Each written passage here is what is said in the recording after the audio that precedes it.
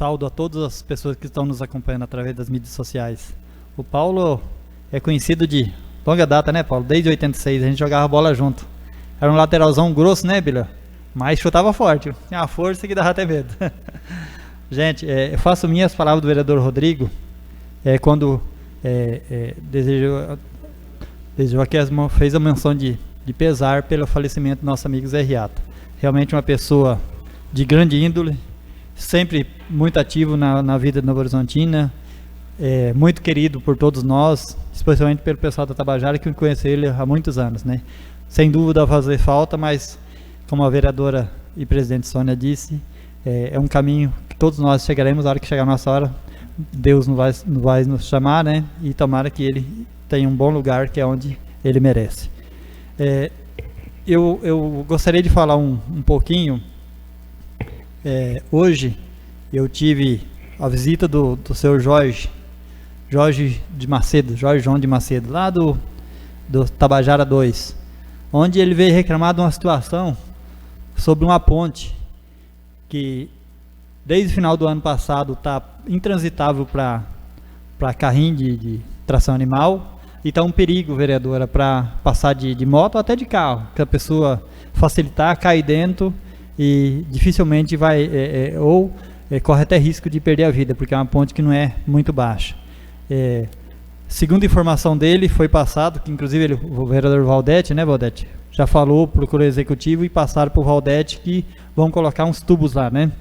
Só que eu queria pedir, Valdete, gostaria que você reforçasse isso com o Zé Nilton, que lá está muito perigoso. Não dá para ficar esperando a seca para colocar um tubo lá. Vai que alguém cai lá, né? A gente já vem de tantas tragédias, a gente tem que... Diz que o paliativo é o melhor remédio. E não custa, eu creio, para a Secretaria de Infraestrutura colocar madeira lá. Se depois for colocar os tubos, só retira a madeira e reaproveita, não tem problema nenhum. Agora, do jeito que está, não dá para ficar esperando, porque está muito perigoso, na iminência de sofrer um acidente grave, né? E aí a gente quer achar culpado, né? E muitas vezes a omissão é a culpa. Acha que não acontece e pode ocorrer, e aí todo mundo vai ficar se lastimando por um serviço muito simples de colocar aqui. Segundo o vereador Valdete, tem até a madeira no pátio da prefeitura. Então, peço encarecidamente ao secretário Zé Nilton que providencie o conserto imediato daquela ponte, porque está muito, muito perigoso. A gente tem um direito constitucional de ir e vir, mas o poder público tem que dar fazer que esse direito prevaleça, né? Porque a gente tem muito direito constitucional, Rodrigo, mas muitas vezes o poder público não possibilita que a gente exerça o nosso direito constitucional. Eu tive até pensando, tem um tempinho aqui, vou falar, que a gente tem um direito de ir e vir, né? Não é? Aí a gente pega, vamos pegar o nosso estado de Mato Grosso, e não é uma crítica ao governador Mauro Mendes, mas o sistema que é. Daqui para Sinop são quantos pedágios, Luiz? 3 ou 4? 3, né? 3 pedágios, né? Vamos supor, Valdete, que você esteja com o seu carro, entre esses 2 pedágios, você precisa ir para Sinop, e você não tenha dinheiro. Cadê o seu direito de ir e vir? Onde a Constituição te resguarda o dinheiro de vir? Eu tive conversando com um menino chamado Vinícius, lá em Minas, e ele morou bastante tempo nos Estados Unidos, Bila. E ele disse que lá a concessão é diferente. Porque aqui no Brasil, o Estado, a União, gasta um monte de dinheiro nosso, dos nossos impostos, que todo mundo paga. A hora que arruma tudo, dá a concessão, né? O camarada pega, usufrui, cobra, e muitas vezes não dá uma contrapartida adequada, e a hora que entrega a rodovia, entrega só o pedaço, tudo destruído, e nós vamos pagar de novo para depois passar para terceiro e ganhar dinheiro. Nos Estados Unidos, segundo ele, é totalmente diferente.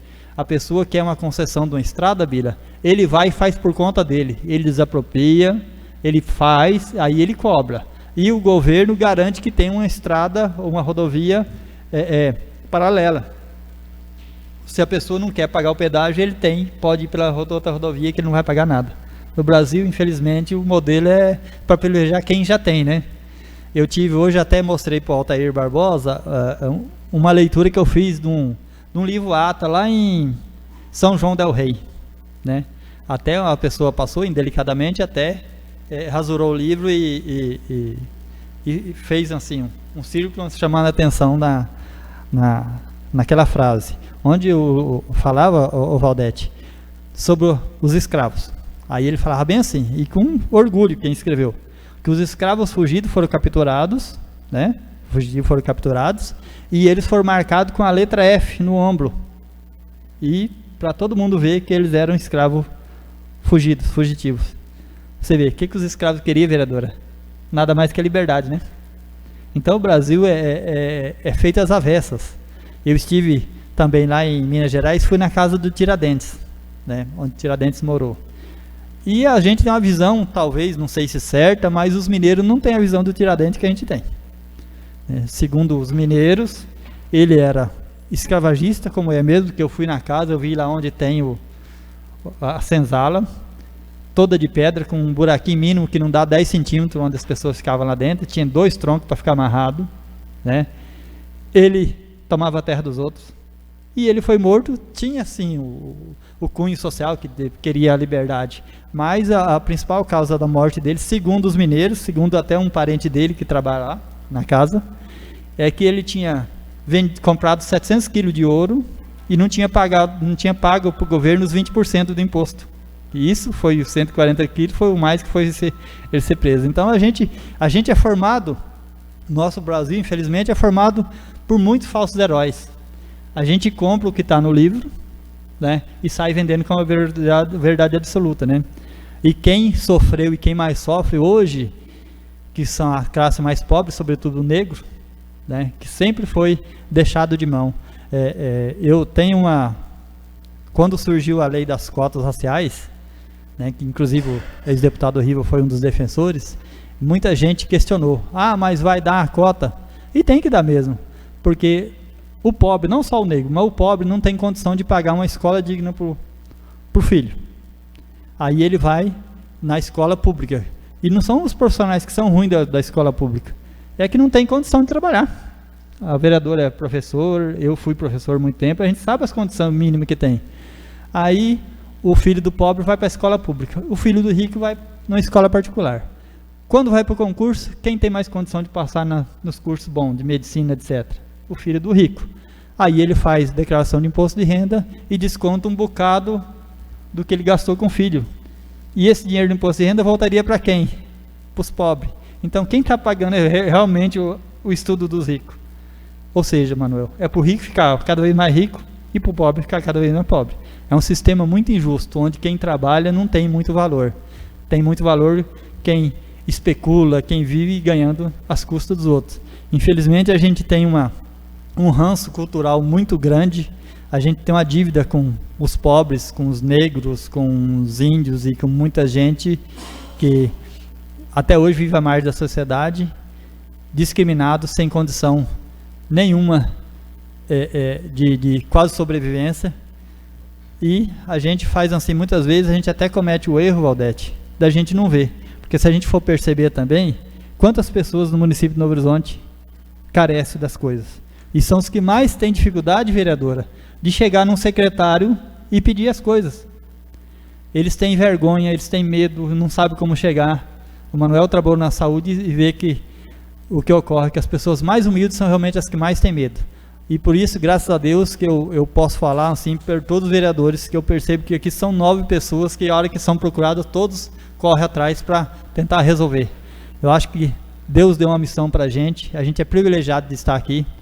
A gente não está aqui por salário, naturalmente que ninguém trabalha de graça, mas o salário não é o que mais nos move, né, Rodrigo?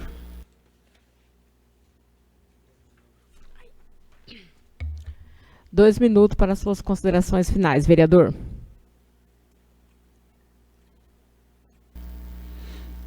Então, como eu disse, a gente é congratulado, né? É congratulante, a gente tem que representar um povo, Paulo, porque que confiou a nós e nós vamos ficar aqui, já foram 2 anos, tem 2, e Deus queira que cada um de nós, como eu tenho visto, todos tentam fazer a parte.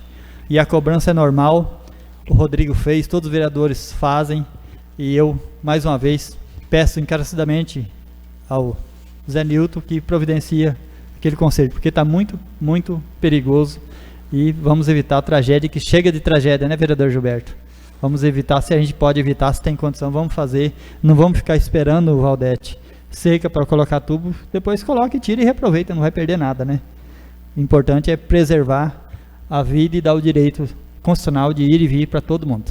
Seriam as minhas palavras. Obrigado a todos.